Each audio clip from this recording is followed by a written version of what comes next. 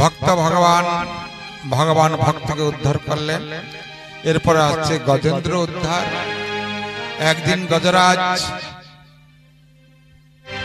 যমুনায় পিপাসা নিবৃত্তি করার জন্য যখন গঙ্গায় নেমেছে, গঙ্গায় ছিল এক কুম্ভীর, ওই কুম্ভীরে আক্রমণ করেছেন।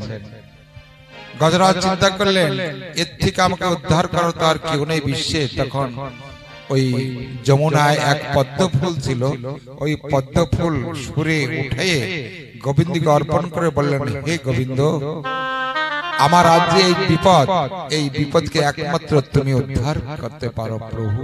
যখন মনে মনে আহ্বান করলেন আমার ভগবানকে, আমার ভগবান তৎক্ষণাৎ এসে সুদর্শন চক্র দিয়ে ওই রাহককে ছেদন করে গজরাজকে মুক্তি প্রদান করলেন। সুতমণি বিস্তারিতভাবে বর্ণনা করতে গেলাম না, সময়ের দিকে তাকাইয়ে। এরপরে গজরাজের মুক্তি দিয়ে ভগবান সুতমণি চলে গেলেন সমুদ্র মন্থনের দিকে। এবার সমুদ্র মন্থনের কথা সুতমণি ঋষিগণকে ব্যক্ত করলেন। বললেন দেবতা এবং অসুর, দেবতারা অমরত্ব, কিন্তু অসুরদের সঙ্গে পেরে ওঠেন না। অসুরদের কিন্তু কোনো অমরত্ব নেই, কিন্তু দেবতার সঙ্গে যুদ্ধ করে বারবার যুদ্ধ করছে এবং পরাস্ত হয়ে যাচ্ছে অসুরগণ। দেবতাদের গুরুকে বৃহস্পতি আর অসুরদের গুরুদেবকে শুক্রাচার্য অর্থাৎ কলি।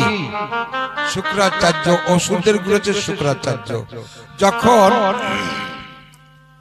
মৃত্যু হয়ে যায় অসুরদের, তখন সঞ্জীবনী মন্ত্র দিয়ে অসুরদেরকে আবার পুনরায় জীবিত করে। বারবার বারবার এমন যখন অবস্থা, তখন দেবতারা নিরুপায় হয়ে ভগবানের স্তুতি করলেন, বলছেন হে গোবিন্দ, বারবার যুদ্ধ করে অসুরদেরকে পরাস্ত করি, মৃত্যু হয়ে যায়, আবার শুক্রাচার্য মুনি আবার মৃত্যু সঞ্জীবনীতে আবার জীবিত করেন। তখন একবার করলেন, দুইবার করলেন, তিনবার আর তো করতে পারবেন না, কারণ ওনার ভিতরে যে মৃত্যু সঞ্জীবনী কমণ্ডলে ছিল সব শেষ হয়ে গেছে। তখন মনে মনে চিন্তা করলেন এই মৃত্যু সঞ্জীবনী তো একমাত্র আমি পেয়েছিলাম সমুদ্র থেকে, সব তো শেষ হয়ে গেছে, কি বলে কি করা যায়। তখন মিটিং করলেন দেবতা এবং অসুর। দেবতা কারা এবং অসুর কারা? এই দেহের মধ্যে অসুর কারা? সব থেকে বড় অসুর হচ্ছে আলস্যতা, কোনো উৎসাহ নেই, কোনো উৎসাহ। কার উৎসাহ নাই? অসুরদের কোনো উৎসাহ নাই, ওরা খায় আর ঘুমায়। আর এই বর্ষা নামছে, দেখুন আজকে সন্ধ্যার সময় যে ভাব হয়েছিল, যেটা কি বর্ষা 2-1 ফুট দিয়ে কিন্তু পড়া আরম্ভ হয়েছে, যার জন্য এই ত্রিপাল টিপাল সব টানানোপের আরম্ভ হয়ে গিয়েছিল। এটা প্রকৃতির দান, এটা হবেই। এই বর্ষা 2-1 ফুট পড়াতে কিন্তু অনেকে কিন্তু আজকে ভাগবতে আসতে পারেন, এতে কিন্তু অসিত মন্ডলের কিছু হয় নাই, ক্ষতি হয়েছে কার? আমার। ওই 2-1 ফুট বর্ষার জন্য আমি ঘরের থেকে বেরিয়ে নাই। এটা কি ভাগবত শাস্ত্র কি সিদ্ধান্ত করলেন? আসুর প্রবৃত্তি বলে কেউ মনে কষ্ট পাবে না, এটা আমার কথা না। বলে যে আসুর প্রবৃত্তি, আসুর আলস্যতা। সৎসঙ্গে আমি যাই না, যাইতে পারি না কেন?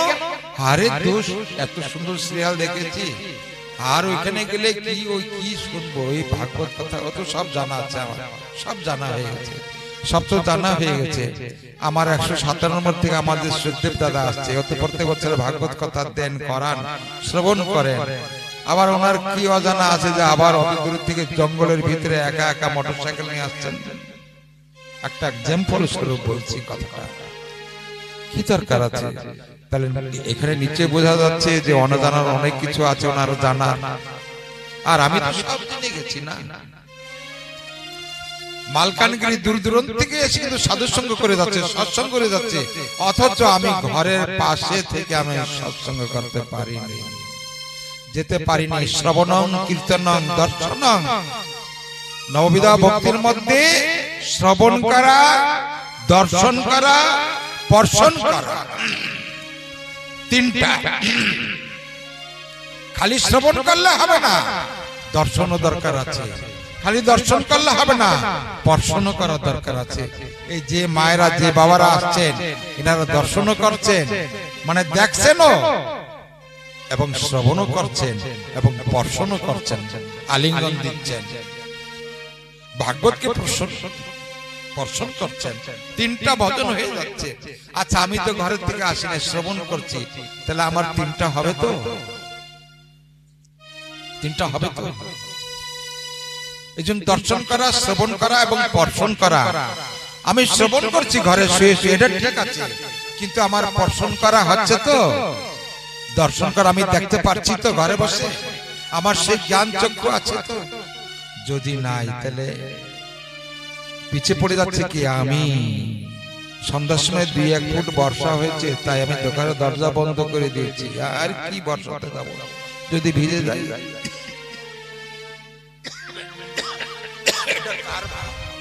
আসরিক প্রবৃত্তি, মনোভাব, অজ্ঞানতা। আর যা হইল হবে, হয়তো হইল, কি করা যাবে? করার কিছু নেই। আজকে বর্ষা হয়ে যদি এই ত্রিপাল ছিঁড়ে যদি করার কিছু আছে? কিচ্ছু নাই, করার কিছু নেই। এর জন্য তোমার কর্ম তোমাকে করে যেতে হবে, ফলের আশা করা যাবে না। যাই হোক, দেবতা এবং অসুররা দুইজন দ্বিপক্ষ মিলে সমুদ্র মন্থন করছেন। এই দেহের মধ্যে আসুর প্রবৃত্তি কারা? আসুর প্রবৃত্তি হচ্ছে ষড়রিপু, কাম, ক্রোধ, লোভ, মোহ, মদ, মাৎসর্য, ষড়রিপু, আলস্যতা, নিদ্রাদুর, অত্যাধিক আহার, বিহার এবং মন্থন। এটা আসুরি স্বভাব। ভাগবত বললেন এরা জন্ম জন্মান্তরে আমাকে পায় না। জন্ম জন্মান্তরে যদি তারা কোটি কোটি মাইল দূরে তারা থেকে যায়, কদাচিৎ আমাকে পায় না। আসুর প্রবৃত্তি ব্যক্তি। আর দেবতা কারা? কারা দেবতা, কারা ভক্ত? যারা বলছে আরে যা হইলো হবে। এই যে দোরনাপালের থেকে আমার এক মা সকালে আমাকে নিয়ে গেছিল, আমার এক গুরু ভাইয়ের মেয়ে। ওদের বাড়িতে কোনো অভাব নাই, কোটিপতি লোক, খাওয়া পড়ার অভাব নাই, বিল্ডিং ঘর, 2 তলা বিল্ডিং। দোরনাপালের থেকে কালকেও আসছে, আজকেও আসছে। তার সঙ্গে আমার সঙ্গে তুলনা করলে হবে? দোরনাপালের থেকে আমাকে সকালে নিয়ে গেছিল, আমাকে গাড়িতে পাঠিয়ে দিয়ে বললেন কাকা আপনি যান, আমি দেখি কোনো গাড়ি পাই নাকি।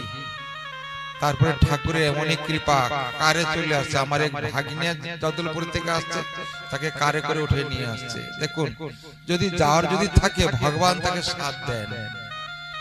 আমার যাওয়ার ইচ্ছা নাই, ভগবান কি করে তোমাকে সাথ দিবে? এই মেঘাচ্ছন্ন ভাব তোমাকে পরীক্ষা করে যে সত্যি কি তুমি ঘর থেকে বাইরেবে কি বেরোবে না। এই নিকটবর্তী অনেকে কিন্তু মেঘাচ্ছন্ন ভাব দেখে আসেনি। কথাটা এর জন্য বলছি, কেউ মনে কষ্ট পাবে না, মিলাই দেখবেন। এর জন্য সৎসঙ্গ করাটাও ভাগ্যের দরকার। সৎসঙ্গ করাটাও ভাগ্যের দরকার। ভাগ্য না থাকলে সৎসঙ্গ হবে না। আর যতক্ষণ সৎসঙ্গ তুমি করতে পারবে না, ততক্ষণ তোমার সদ্জ্ঞান হবে না। তুমি ঘরের মধ্যে যতই গীতা ভাগবত পাঠ করো, তো তুমি একা একাই তোমার আত্মকল্যাণ করেছো। জীবের জন্য তুমি কি করেছো? এই যে এই ভাগবত, এই সাধু, উনি কিন্তু সারা বিশ্বকে তিনি শ্রবণ করাচ্ছেন। এই যে কথা আলোচনা করছি, এটা আমার কথা নয়, ভাগবতের কথাই। দেখেন না, ভাগবতের কথা মিলে এখানে বসে দিয়েছি। এই যে অধ্যায়গুলি সব দেখছি কোথায় কি আছে না। অনেকে হয়তো ভাবতে পারেন আরে উনি তো পাঠ করছেন না, ভাগবত মিলে। এটা সব এখানে সব রয়েছে, দেখেন এখানে আছে সব। এইখান থেকে আমি বর্ণনা করছি, আমার এখানে কোনো মাতব্বরি নেই বা কিছু নাই, সব এইখানে থেকে এই সাধু বলে দিচ্ছে, আমি তাই বলতেছি। এর জন্য এটা হচ্ছে পরীক্ষা। এই সংসারটা হচ্ছে পরীক্ষা। যে যেমনি কর্ম করবে তেমনি সে ফল পাবে। আমি তেমনি কর্ম করি না, সেমন সৎসঙ্গ করি না। তাহলে এই সৎসঙ্গ করার একটা ভাগ্য দরকার, ত্যাগ দরকার। নদীর দুইটা কুল থাকে, এক কুল না ছাড়লে ওই কুলে কিন্তু পৌঁছানো যায় না। আমি 42 নম্বর ত্যাগ করেছি বলে পড়ে এসে পৌঁছেছি। আর যদি 42 নম্বরে বসে বসে যদি ভাবতাম আমি অসিত বাবার বাড়িতে ভাগবত করব এইখানে করা হইতো কি? আপনাদের মতন সাধু সন্তদের চরণ দর্শন করতে পারতাম কি? যদি গ্রামে যদি থাকতাম, 42 নম্বরে মালকানগিরি যদি থাকতাম, তাহলে আমার ওই কুল ত্যাগ করা লাগছে। ওই কুল ত্যাগ করে এই পড়ে আসছি বলে আপনাদের মতো সাধু সন্তদের চরণ দর্শন করতে পেরেছি, ভোলা মহেশ্বরকে সম্মুখে রেখে ভাগবত কথা বলতে পারছি, আপনাদেরকে দেখতে পারছি, সবকিছু করতে পারছি। আর যদি না আসতাম, যদি ওই 42 নম্বর মায়ায় যদি আমি থেকে যেতাম, তাহলে আমার আশা হইতো না, ভাগবত কথা বলা হইতো না, আপনাদের সঙ্গ করা হইতো না। এর জন্য এক কুল ছাড়তে হবে। নদীর দুই কুল, এই সংসারের দুই কুল, একটা হচ্ছে আধ্যাত্মিক জগতের কুল, একটা হচ্ছে মায়ার কুল। এই মায়া কুল যতক্ষণ পর্যন্ত না ছাড়বে জীব, ততক্ষণ পর্যন্ত তুমি ওই ভবকুলে গিয়ে পৌঁছাবে না। ওই ভবকুল ত্যাগ না করে যখন আমার গোবিন্দের কুলে না পৌঁছাবে, গোবিন্দ তোমাকে কখনো কৃপা করবে না। বলো ভক্তবৎসল ভগবান কি জয়। প্রেম সে কহো রাধে রাধে, আরো জোরে রাধে রাধে, আরো জোরে রাধে দুই হাত তুলে রাধে জয় শ্রী রাধে, জয় জয় শ্রী রাধে। মায়েরা আজকালকার উলুধ্বনি দিতেও ভুলে গেছে। যাই হোক, এর জন্য উলুধ্বনি যে মায়েরা দেয়, এটা আমার গোবিন্দর সেবায় লাগে। জয়ধ্বনি, উলুধ্বনি, শঙ্খধ্বনি, এগুলি আমার গোবিন্দের সেবায় লাগে। মা, আপনারা মাতৃজাতি উলুধ্বনি জয়ধ্বনি করলে আপনাদের মঙ্গল নামা, আপনাদের যে উলুধ্বনিটা যত দূর পৌঁছাবে তত দূর পর্যন্ত মঙ্গলই হবে। জয় দিলে জয় হবে, জয় দিলে জয় হবে। সমুদ্র মন্থন করতে আরম্ভ হলো, প্রথমে বিষ উঠল। আচ্ছা, এই সংসারের দুঃখ কেউ পেতে চান? কারা কারা দুঃখ পেতে চান হাত উঁচা করে বলুন তো, যে আমি দুঃখ পেতে চাই, একটু হাত উঁচা করেন। এই যে মাত্র 2 জন, অসিত বাবা সবার আগে হাত উত্তোলন করেছেন। তার মানে তিনি সুখ চান, সুখ চান না দুঃখ চান। আরে ভাগবত বললেন যে দুঃখ পেতে চায় আমার গোবিন্দ তার পিছে পিছে ধায়। যে দুঃখকে আপন করে নিয়েছে আমার গোবিন্দ তার পিছে পিছে ধায়। আর যে সুখকে আপন করে নিয়েছে, দুঃখকে চায় না, সে নড়তে পারে না, চলতে পারে না। ওই এসি রুমের থেকে বেরেলেই সূর্যের মুখ দেখতে পারে না। সূর্যের মুখ দেখলে গায়ে জ্বালা উঠে যায়। তুমি আর কতদিন এসির মধ্যে থাকবে বাবা? এসির মধ্যে থাকতে থাকতে তোমার সূর্য কিরণ আর তোমার দেখার কায়দা নেই। কত ভাবে বোঝাবে না ভগবান। এসিতে থাকতে থাকতে তোমার এই শরীরটা একদম সুখে পরিণত হয়ে গেছে। তুমি সুখ এত পরিমাণে, তুমি সুখকে আহ্বান করেছো, তোমার সুখ আর ধরে না। অবশেষে ডাক্তার বলল যে দেখো, তোমার প্রচুর পরিমাণে সুগার, প্রেসার, কিডনি ফেল, ভালো মন্দ কিছু খেতে পারবে না, দুধ খেতে পারবে না, ঘি খেতে পারবে না। কি খাবে? চাল ধোয়া জল খাবে। আর কি খাবে? কিছু খাবে না, 1 গ্লাস করে খালি জল খাবে। তাহলে আমার তো যে বিষয় সম্পত্তি, টাকা পয়সা ধন দিলে এবার বোঝো। তাহলে তুমি সুখ চেয়ে তুমি কি আয়ত্ত করেছো? ভালো খেতে পারবা না। ডাক্তার মানা করেছে ভালো ভাত খেলে তুমি মরবা। কি খাবা? দিন অন্তে একটা রুটি মাত্র খাবা। কথাটা আমি গল্প বলতেছি না মা, সব শাস্ত্র। এই জন্য কষ্ট পাওয়ার স্বীকার করো। কষ্ট করলে কৃষ্ট পাওয়া যায়। শাস্ত্র বললে তুই মোটেই কষ্ট করবে না, কৃষ্ট কি করে পাবে? হে, আজকে আমাকে সকালে ওই মা নিয়ে ওনার ঘরের ভিতরে ঢুকে দিয়ে সিধা জঙ্গলে চলে গেলেন। ওনার বাড়ির পিছনে এই মনোরঞ্জন হালদার যে আমাদের দোরনাপাল আছে, বাড়ির পিছনে তো বিরাট বগিচা। ফুলের বগিচা, ওই মা বগিচায় গিয়ে ফুল তুললেন। এই যে মালা গেঁথে নিয়ে আসছেন দন্নাপালের থেকে, ওই মা সারাদিন মালা গেঁথেছেন। দেখছেন গোবিন্দ প্রতি তার কথা, গোবিন্দকেও নিয়ে আসছেন যে গোবিন্দ আমি একা কেন ভাগবত শুনতে যাবো, তুমিও চলো। এই যে গোবিন্দকে নিয়ে আসছেন সাথে করে। দেখছেন তার মনের কত উদ্দেশ্য। এটা কেন বলছি, আমি কাউকে উপদেশ দিচ্ছি না, আমি বলছি আপনাদের ভালো লাগলে গ্রহণ করবেন, নাহলে পাগলের কথা। এই হচ্ছে চেতনা, এই হচ্ছে ভাগবত। কিচ্ছু সাথে যাবে না। সারা জনম তো খেটেছো, সকাল থেকে সন্ধ্যা পর্যন্ত খাটছো, যে কি পেয়েছো? কি পেয়েছো? কি সুখ পেয়েছো না দুঃখ পেয়েছো? কি পেয়েছো? যদি কিছু পাও নাই, কার জন্য খাটছো? হে, কার জন্য খাটছো? সমুদ্র মন্থন চলছে। সমুদ্র মন্থন বলতে কি? সংসারকে মন্থন। সমুদ্র মন্থন অর্থাৎ এই সংসার মন্থন। সংসারকে মন্থন করে সার বস্তু উঠাও। যেমন অসিত মন্ডল সার বস্তু উঠেছে, একা নয়, স্বামী স্ত্রী দুইজন সার বস্তু উঠাইয়ে ভাগবত আয়োজন করেছে। যে দেখলেন এত কিছু করলাম, কিছুতে কোনো কাম হবে না, অবশেষে তিনি ভাগবতের শরণাপন্ন নিলেন। এটা কোথা থেকে পেয়েছে? সংসার থেকে সমুদ্র মন্থন করলেন, সংসারের সঙ্গে লড়াই করে সার বস্তু উঠালেন। যে আমার যদি মুক্তি পেতে হয়, আত্মা যদি কল্যাণ যদি পেতে হয়, আমার সাধুর সঙ্গে অবশ্যই দরকার। সাধুর প্রতি, গোবিন্দের প্রতি বৈষ্ণবের সেবা। উনি খালি ভাগবত করাচ্ছেন না, ভাগবতের শেষে অতিথি সেবা করাচ্ছে। দেখছেন মুক্ত কত ভাবে মুক্ত হয় মানুষ। ভাগবত বললেন এক ভাবে না, এ তো মুক্ত হয়ে গেল, তুমি কি করছো? তুমি তো বন্ধন দশা আবৃত হয়ে পড়ছো। যতদিন যাচ্ছে ততদিন আটকে যাচ্ছে তোমার দড়ি। আটকেতে আটকেতে এমন ভাবে আটকাবে, লাস্টে তুমি খুলতেই পারবে না। তুমি খুলতে পারলে সিনা তুমি এই সংসার থেকে বেড়ে যাবে, তুমি তো আরো আটকে যাচ্ছ। জি, এর জন্য এই বন্ধন থেকে তুমি বের হও। তাই সমুদ্র মন্থন যখন হয়েছে, প্রথমে বিষ উঠেছে। দেবতাগণ তখন বললেন, হে প্রভু, এ তো বিষ উঠেছে, এই বিষের ভাগীদার কে? কাকে দিব? যদি জলে ফেলে দিই তাহলে জল তো বিষ হয়ে যাবে, জল যদি খায় কি সবাই মারা যাবে? কোথায় ফেলাবো? যদি মাটিতে ফেলাই তাহলে কত পিঁপড়া আছে, সবাই মরে যাবে, কি করা যাবে? তখন ভগবানের কাছে চিন্তা করলেন, হে ঠাকুর, এ কি করব? আমাদের কি এই বিষ গ্রহণ করার কি কেউ নাই? তখন কি আগালে? কোন ব্রহ্মাও আগে নাই, বিষ্ণু আগে নাই, কোন বৈষ্ণব নাই, যক্ষ রাক্ষস দানব কেউ আগায় নাই। কে আগাইছে? আমার দেবদেব মহাদেব। আমার দেবদেব মহাদেবে কে তখন এই বিষ অর্পণ করলেন। এই বিষ অর্পণ যখন করলেন, যে না, একটা মানুষকে বিষ অর্পণ করা যায়, সে কে? কৈলাসবাসী শিব। পাগলা ভোলা ওরে বিষ যদি দিলে পরে ওই গ্রহণ করে।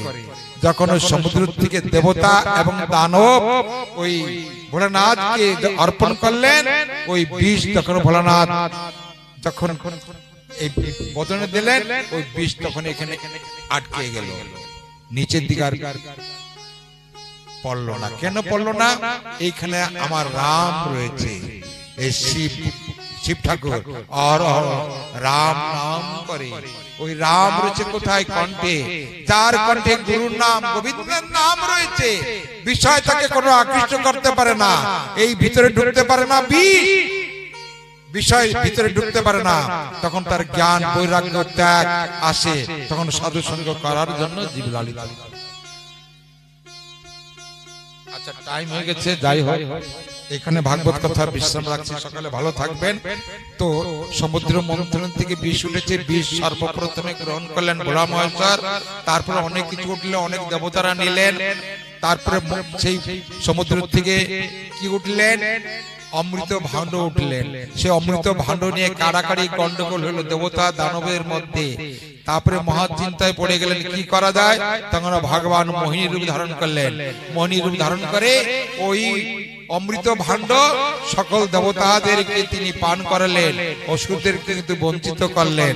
এবং সের মধ্যে এই ছিল কে রাহু এবং কেতু দেবতাদের রূপ ধরে যখন অমৃত ভোজন করতেছিলেন তখন চন্দ্র সূর্যের মাঝে গিয়ে যখন বসে অমৃত পান করতেছিলেন চন্দ্র এবং সূর্য দুইজন বলে দিলেন যে এ হচ্ছে রাহু এবং রাহু এ দেখো ছদ্রবেশ ধারণ করে অমৃত পান করছে তৎক্ষণাৎ মহিনীধারী ভগবান সুদর্শন চক্র ছেড়ে দিয়ে ওই রাহুকে দ্বিখণ্ড করে দিলেন রাহু এবং কেতু দুইজনের নাম হলো তখন চন্দ্র আর সূর্যের প্রতি প্রতিশোধ নেওয়ার জন্য রাহু এবং কেতু দুজন এই রাহু কেতু তাকে গ্রাস করা আরম্ভ করলেন কখনো চন্দ্রগ্রহণ হয় কখনো সূর্যগ্রহণ হয় এর জন্য শ্রীমদ্ ভাগবত কথার মধ্যে সুতমুনি বর্ণনা করে এই কথা বলে ভাগবত কথা বিশ্রাম করলেন আসুন আমরা সকলে ভাগবত কথা বিশ্রাম করে এই ভাগবত আরতি কীর্তন করে তৎপূর্বে একটি ভজন আদি কীর্তন করুক বৈষ্ণব তার সঙ্গে সঙ্গে ভাগবতের কথা বিশ্রাম করব আগামী দিন প্রহ্লাদ চরিত্র এবং বলি মহারাজের চরিত্র এবং পরীক্ষিতের জন্ম বৃত্তান্ত কথা সকাল সকাল একটু আসবেন মা এই ঝড় বন্যা হবে বলে আপনারা কেউ ভাববেন না ঝড় বন্যা হলে হবে যে কজন থাকেন পাঁচজন যদি থাকেন তাহলে আমি ভাগবত আলোচনা করবো আপনাদের সম্মুখে ভাববো না যে পাঁচজন আছে ভাগবত কথা বলবো না ঠিক আছে সবাই ভালো থাকুন আনন্দ থাকুন আসুন আমরা সকলে একত্রিত হয়ে একটু ভজন আনন্দ উপভোগ করবো সঙ্গে সঙ্গে আরতি কীর্তন করে বিশ্রাম করে মহাপ্রসাদ পেয়ে আমরা গন্তব্যস্থান जय जय थाला हाथे নিয়ে নিন মায়েরা সবাই আরতির থালা রেডি করে হাতে নিয়ে নিন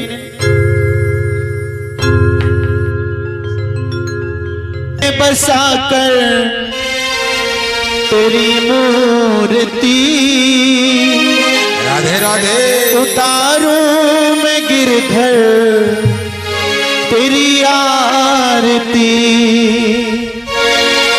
मन में बसा कर राधे तेरी मूर्ति उतारूं मैं गिरधर तेरी आरती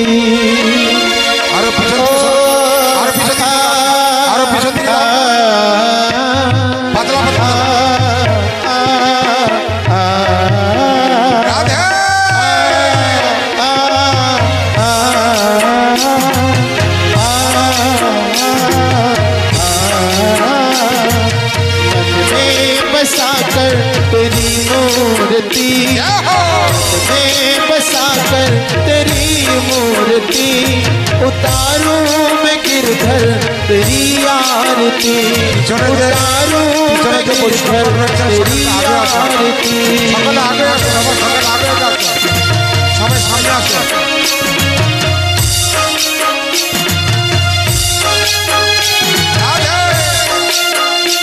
बोलिए श्याम सुंदर भगवान की जय हो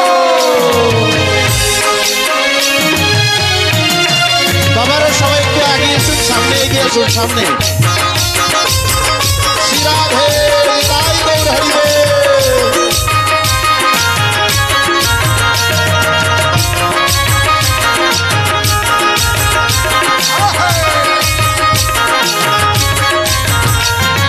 करुणा करो कष्ट हरो ज्ञान दो भगवान भव में फंसी नाव मेरी तार दो भगवान करुणा करो कष्ट हरो ज्ञान दो भगवान भव में फंसी नाव मेरी तार दो भगवान दर्द की दवा तुम्हारे पास है दर्द की दवा तुम्हारे पास है चिंता है तुझको प्रभु संसार की बसा कर तेरी मूर्ति बसा कर तेरी मूर्ति उतारूं मैं गिरधर तेरी आरती उतारूं मैं गिरधर तेरी आरती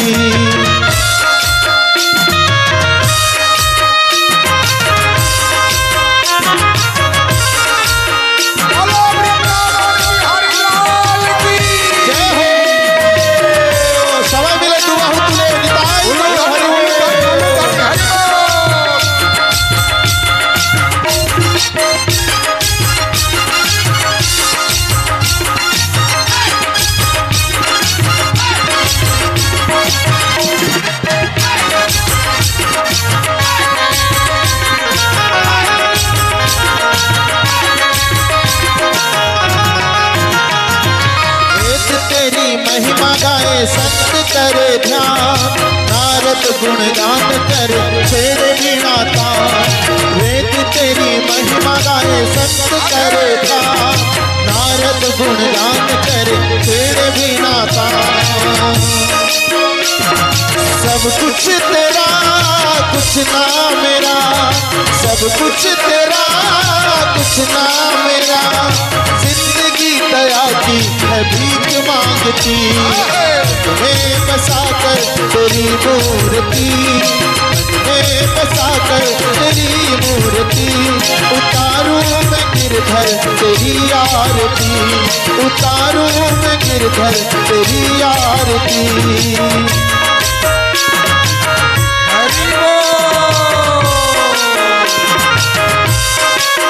श्री राधे।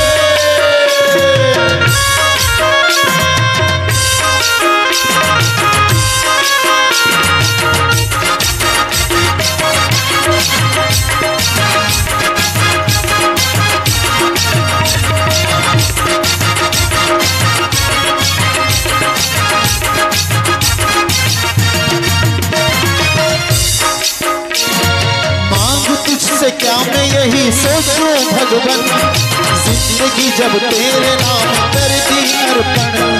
मांग तुझसे क्या मैं यही सोचूं भगवन, जिंदगी जब तेरे नाम कर दी अर्पण।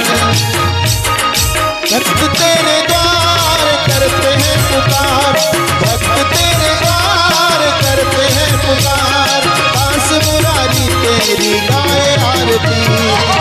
में बसा के तेरी मूर्ति, मन में बसा के तेरी मूर्ति, उतारूं मैं गिरधर तेरी आरती, उतारूं मैं गिरधर तेरी आरती।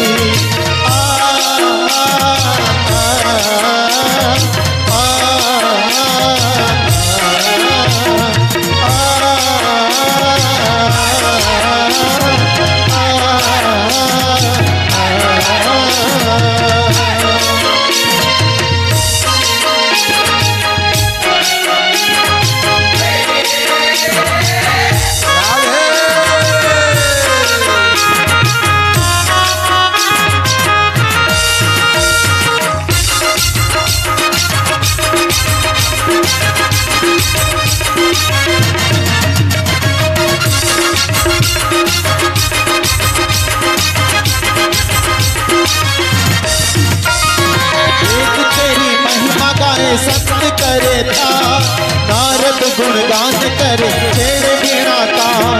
वेद तेरी महिमा गाए संत करे ध्यान, नारद गुणगान करे छेड़े वीणा तान। भक्त तेरे द्वार करते हैं पुकार, भक्त तेरे द्वार करते हैं पुकार, दास मुरारी तेरी गाए आरती।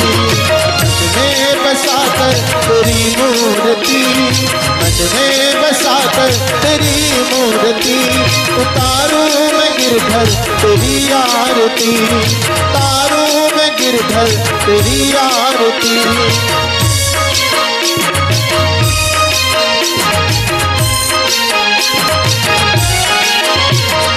मन में बसा कर तेरी मूर्ति, उतारूं मैं गिरधर तेरी आरती, उतारूं मैं गिरधर तेरी आरती। बोलो वृंदावन बिहारी लाल जय हो, भक्त वत्सल भगवान की जय हो। नाम আসুন আমরা